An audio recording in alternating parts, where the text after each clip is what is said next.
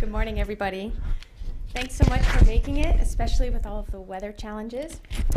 So I'm going to start and talk a little bit about, as Ken said, what we... Oh, do I need to put this on? I give you freedom to... Oh, okay, I'll stay here. We're going to talk about what we mean by sustainable infrastructures and what we're really going to be getting into over the next day and a half. All right, here we go. Okay, so our roundtable, which I have to say I really love and admire because it has finally created a forum for many of us who think about science engagement to really talk about what it means and what we need to do to move forward with it. There seems to be a lot more attention these days towards scientists communicating, scientists engaging, things published about it, meetings about it, but there's not a lot of room for us to talk about what we should be doing. And our roundtable is trying to do just that, and then the next day and a half, we really specifically are trying to do that with a broader audience. And so I'm really looking forward to the next day and a half to think about all the aspects of the infrastructure of engagement, but actually talk to folks and engage folks about it and have discussions about it both here in the room, and I think we've got a pretty good audience online and on the phone who can send in questions via Twitter and chime into the discussion. So this to me is a picture that I hope represents all the different ways we're seeing scientists engage with the public. And one of the things that our roundtable talked about when we got together this summer was acknowledging that there are many different ways that this happens. Scientists can connect with policymakers, they can connect with folks in the press, whether that's print or media. They can talk through local museums and aquarium to their community, whether it's via a TED Talk or to a Rotary Club, but there's a lot of different ways that scientists engage with the public. And for our purposes of the next day and a half, what we want to acknowledge is that this is good and that we're not going to talk about which way is better or which way is more effective, and we're not going to talk about how much more of this we need to have. Instead, we're really going to look at what made this possible, what allows scientists to engage with the public, and even more specifically, what makes this really hard, what barriers exist that don't allow this to happen.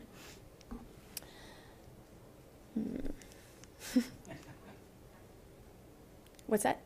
Way back. Okay. There we go. Okay. So I know we have this bit of an esoteric term, sustainable infrastructure. I wanted to talk a bit about what we really mean by sustainable infrastructure and give a little bit of my perspective from my own career and what I work on to help us get our heads around what we'll be tackling the next day and a half. So the basic general definition of infrastructure applies to our conversations here, which is just as simple as the organizational structures needed for the operation of a society or enterprise. The way we think about infrastructure embellishes that a little bit, not just the operational structures, but the policies and even and especially the cultures that need to exist for research institutions, scientific enterprises, or even science and society more broadly as we think about science engaging. So I really want to challenge us to think about infrastructure not just as the things and the mechanisms, but also the cultures that exist that allow or disallow for engagement to happen. And sustainable, of course, is the ability to maintain something. The way we think about it as well, in addition to that, is how we can adapt various infrastructures, how they can be scalable, transferable, and ultimately how they can be lasting. So I wanted to give a bit of perspective from where I sit, and this is my organization, Compass. We work with scientists to help them be more effective communicators through communications training. But importantly, we also help scientists then connect with audiences that they might want to be engaging with. We particularly work with environmental scientists, and then we particularly work with policymakers and journalists in terms of connections. And I recognize this is just one little sliver of how scientists might engage, but it's the piece of the perspective that I bring to it. And I really like this picture as it relates to our conversations because we literally sit at this boundary between scientists and the rest of society and help bring scientists over this boundary. And so this concept of infrastructures is really near and dear to my heart because it's what we live and breathe every day in my organization and my work.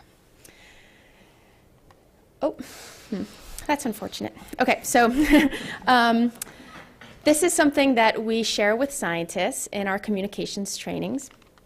And it's to get them to think about engagement beyond their research.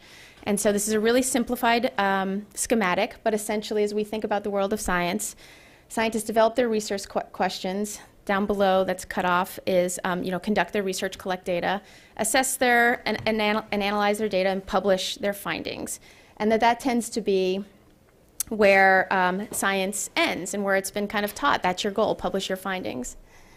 And what we try to teach folks is that, sorry that this is a little messy, I hope you get the idea, that's kind of where things start. After you've published your findings, there's this big responsibility you might have to engage beyond that. And that engagement can be to multiple audiences, and here are just a few of them, and that engagement is two-way, that you're connecting with society, but that's filtering back into how you're thinking about the science. Now, one of the things that we talk about with scientists in our trainings is that often that point of engagement can be seen and felt as what we call the valley of death. And it's, as Ken said with his NIH experience, it's really overwhelming. And when you're a scientist and you get to this point, you don't know, who should I talk to? How should I talk to them? What is that going to mean? How do I navigate my way there? And this, to me, is what infrastructure is. So we had come up with this term, infrastructures, for this workshop. I maybe would have liked to have termed this workshop, the workshop to navigate the valley of death. But we went with sustainable infrastructures. But this is generally the point, which is this movement from publishing your findings, doing science, to engaging is a really hard thing to navigate. And there's a lot of conditions, whether they're cultural or mechanisms, that should exist that can help and that hurt this kind of engagement. Another way I like to think about it is thinking about the scientists themselves. And that's a big thing that we'll do the next day and a half, is really thinking about what this means for scientists as people, not just science generally. But so I wanted to remind ourselves that when we think about science, that really science is a culture where scientists exist, and that this is about the people, and the people are in the middle. And the scientists are part of science, and then science is part of society. And I think this is a really important thing to remind ourselves. And that the infrastructures are the things that help connect all these things together. So it's another way to look at what we'll talk about the next few days. So I just wanted to give a few kind of examples and perspectives of some of the things I see at this infrastructure. All right, so here are some examples of infrastructure. First of all, there's the concept of resources. Resources to me is everything from time to money. It's one of the things we hear a lot and is often cited as the #1 reason that scientists don't spend time engaging, is because they just simply don't have enough time. Of course, funding is an issue too. I put this picture of an airplane up here because, practically speaking, this happens with our organization a lot, where we'll talk to scientists about opportunities they might have to engage, let's say with someone here in Washington. And it's interesting how the conversations then end up at the very practical point of, who is going to pay for my travel to DC and cover my airfare and make sure I can spend a few days there? It seems trivial, but it's really practical, and it takes time, and it takes money, and it takes resources for scientists to engage. Incentives, of course, and this is the cultural piece, are a really big part of engagement. And some institutions do incentivize scientists engaging, and others don't. And that's something that we'll really get into over the next day and a half, and especially this afternoon, is the role of things like promotion and tenure and other things to incentivize scientists. So incentives live at this infrastructure as well. The ability to learn engagement skills, and this is a really important thing as you're navigating that valley of death, is being able to engage effectively with folks. This is a picture of one of the scientists we've worked with on a tool we have called the Message Box, which is thinking about communicating your science in a more simplified way to various audiences and in a relevant way. But this takes time, and it takes access to that expertise and those tools to be able to do that, and to spend some time really thinking through how you might engage and how to talk about that. And then in addition to actually learning those skills, practicing those skills is a really important thing. And so what exists at that infrastructure that actually allows scientists to think about how they might practice engagement? This is a picture from one of our communications trainings where we've brought a number of scientists together to do just that, to practice how to engage. And this is a mock interview between Christy Croker on the left, who's a scientist that studies ocean acidification, and Christopher Joyce from NPR on the right. And they're doing some practice interview scenarios to really work on messages and engagement before one gets out there. And then, of course, when there are opportunities for engagement, being able to prepare for that engagement. This is another picture of us working with a group of scientists as they're preparing to engage. And often one of the things that's overlooked by scientists is preparing for a different kind of criticism when they get out in the world. It's very different than the criticism you get in peer-reviewed journals, criticism from the public and things like that. And it's something that one needs to think about, and that's an important part of the infrastructure too. How does one prepare for that and make sure they've got the time and resources to do that? That says at the bottom, what are you promoting and sharing? And this is a really, I think, important point where when we work with scientists, often scientists, especially at academic institutions, have access to their public information officers as a resource to help them communicate. And so that's a really important part of the infrastructure, the ability of the PIOs, public information officers, to help them. What we find that's interesting is there are a lot of public information officers who are really great at supporting scientists to get out there, engage, think about them as scientists and their content. But there are also a lot of public information officers whose job it is to promote the institution that the scientists might work at. And those things can be at odds, promoting an institution versus promoting science and content. And so that's a really, I think, important part of the infrastructure that we'll explore over the next day and a half too, which is who's supporting you and what's their motivation, and is it aligned with your motivation? Scientists' ability to identify the audience is also a really important part of the infrastructure. As we keep hearing more and more, the public is not just the public. There are multiple publics, and each of them have different goals and different ways of thinking and different motivations, and identifying those publics is important. And then once you've identified your target group, scientists having the ability then to actually find the right audience to sit down and engage with. This is a picture of a briefing of, that a number of scientists gave to folks here on Capitol Hill that was organized by Compass.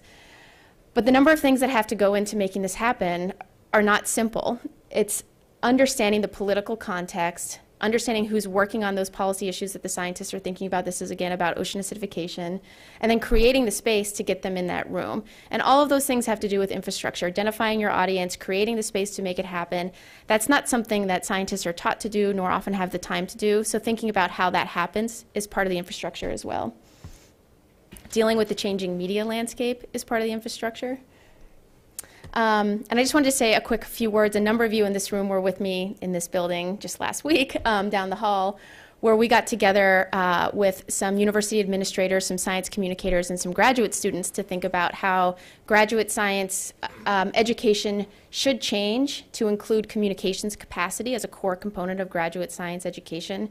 It's called the hashtag GradSciComm is how we're tracking all of our conversations about it.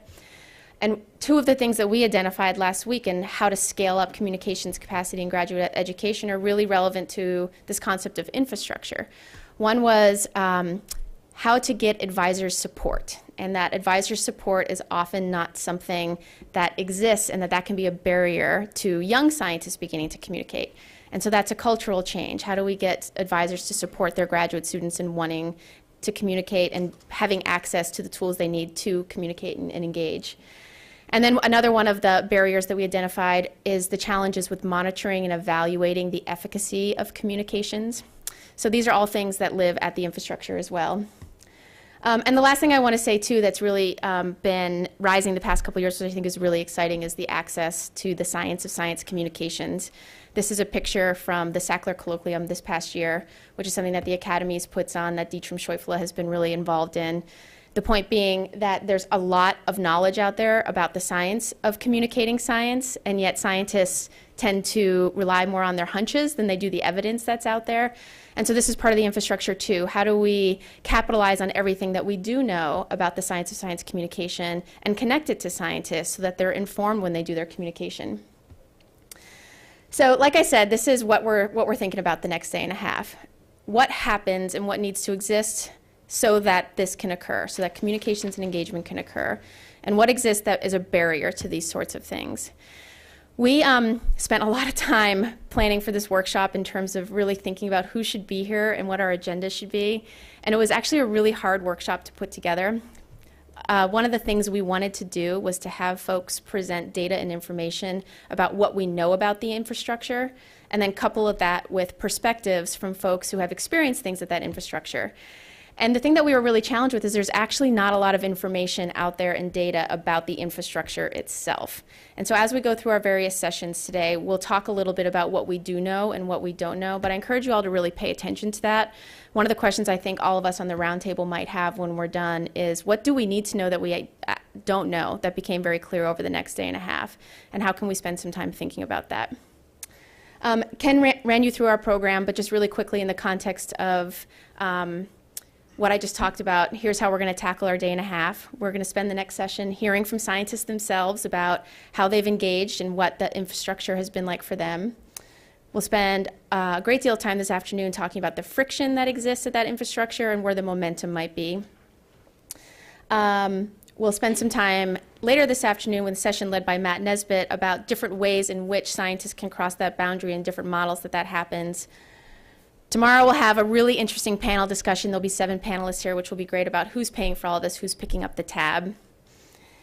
And then ultimately what we're really talking about here is how do we build more sustainable infrastructures. And so I really encourage us over the next day and a half to be paying attention to what folks are saying and thinking about how we can get rid of some of those barriers or how we might scale up where the momentum is. And we'll end tomorrow with a couple-hour discussion with the folks in this room, folks online. Andy Rosenberg and Mary Woolley will be leading that up here with us tomorrow. But that's really what we want to get at, is explore the infrastructure, see where the barriers are, where the momentum is, and then have a discussion about how we can really build more infrastructure.